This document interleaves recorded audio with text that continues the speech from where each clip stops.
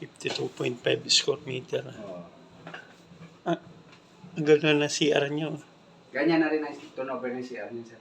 May shower din, no? Oo.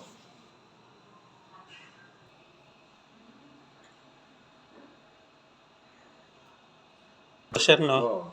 52.5 square meter. Bali 49 ang floor area. 14. 3.5 ang balcony.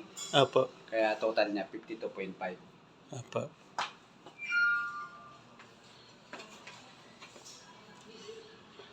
Ganyan pagkakadesign. Pwede mong gayahin. Pwede mo na sa gayahin. Ito, 2 bedroom. Hindi, kwarto niya, master. Master bedroom to. Kami pong bata. 2 bedroom. Pang 2 anak. Condotel to, sir, no? Hindi, residential. Residential. Makikita namin, sir, yung condotel mamaya. Oo, sige, tingnan niyo mamaya, mister. Patapos seminar.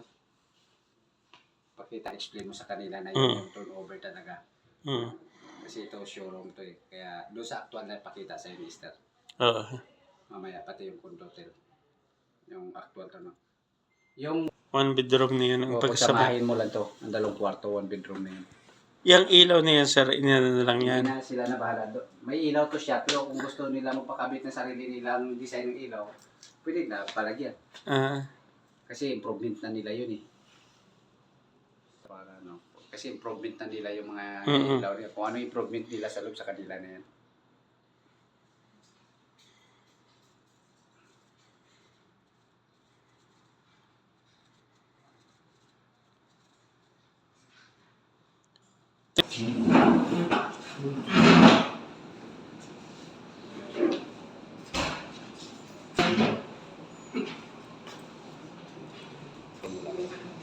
Yung wala pa, hindi pa na. Ito yung bakante. Ay. Ito yung 2 na ito. Kaya lang matagal.